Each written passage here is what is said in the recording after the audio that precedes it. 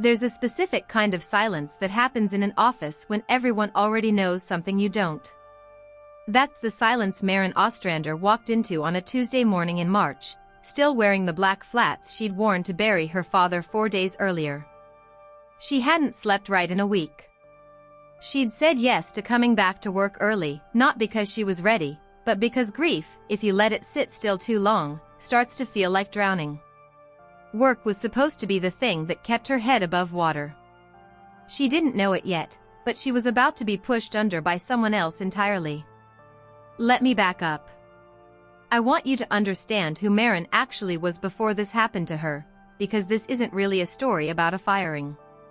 It's a story about what people do when they finally stop being underestimated. Maren was 34. Logistics manager. 12 years at Corrigan Freight Solutions, a mid-sized shipping company in Ohio that most of you have never heard of and never will, not under that name, anyway. She wasn't loud. She wasn't the type to raise her hand in meetings just to be seen raising it. If you'd met her at a company holiday party, you might have walked away thinking she was shy, maybe a little guarded. She was neither. She was just careful. Her father had taught her that, measure twice, speak once, and never let anyone see you sweat, even when you're drowning in it. Her father was the only family she had left. Her mother died when she was 19. No siblings.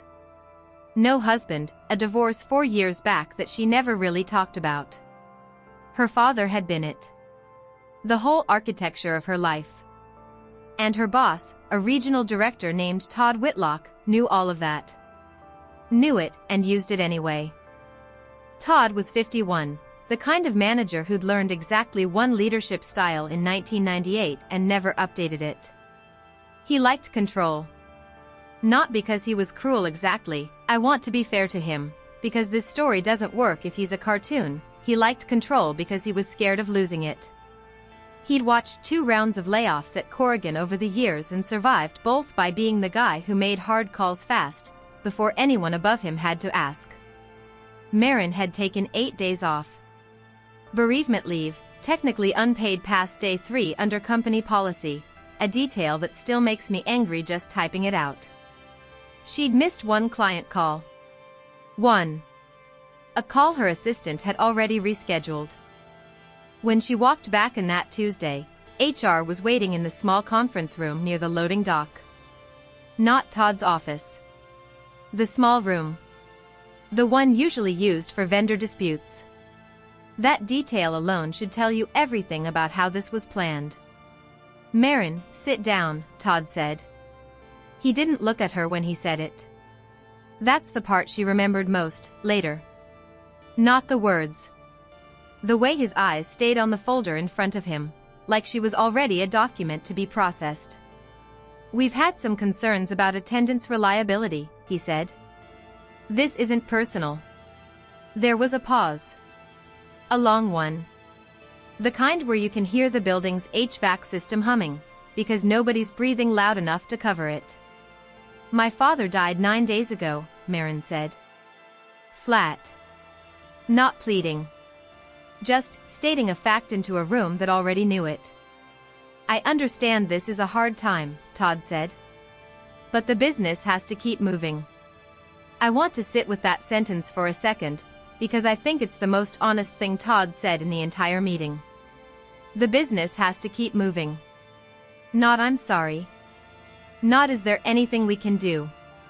Just, the machine doesn't stop for you. Get out of the way of the machine. She didn't cry. Not there. She signed what she had to sign, walked to her car, and sat in the parking lot for 11 minutes before she could make her hands stop shaking enough to drive. Here's where most stories like this go one of 2 ways. Either the fired employee spirals, and honestly, who could blame her, or she gets some cinematic, unrealistic instant win. A lawsuit. A viral post. A billionaire uncle nobody mentioned until Act 3. That's not what happened to Maren.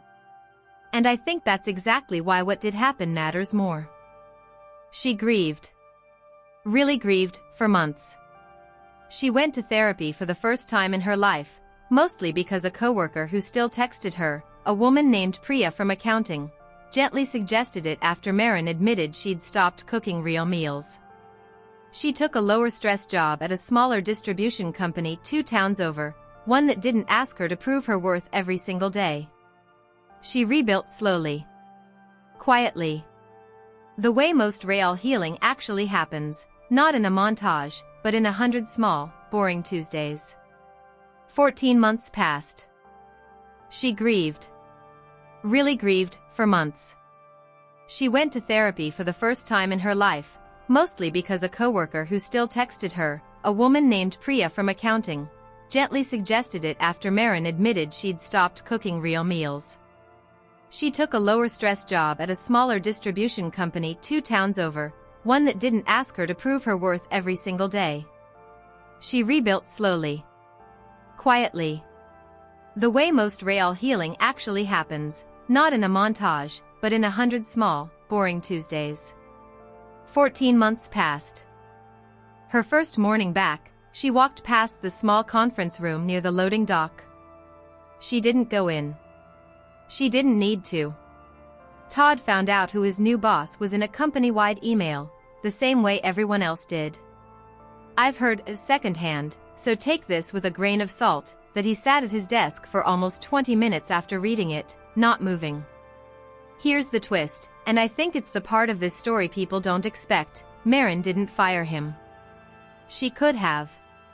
Frankly, most people in her position would have, and nobody would have blamed her. Instead, she called him into her office now, the real one, not the vendor dispute room, and told him plainly that his role was being restructured, and that going forward, he'd be reporting directly to her, retrained on the systems and procedures she'd need him to follow if he wanted to keep his job. "You're not going to let me go?" he asked. There was something almost like hope in his voice, and underneath it, something like shame. "No," she said. "You're going to learn how I run things. Every day. For as long as you're here." She didn't raise her voice. She didn't remind him what he'd said in that small room 14 months earlier. She didn't need to. He remembered it every single morning he had to walk into her office for a status update, watching the woman he'd discarded run the company better in 4 months than he had in 4 years. I think what gets me about this story isn't the reversal. It's the restraint. Maren had every reason, every justification, to make his life miserable. Nobody would have blinked. But she understood something that took me a long time to understand too, that humiliating someone doesn't actually heal what they broke in you.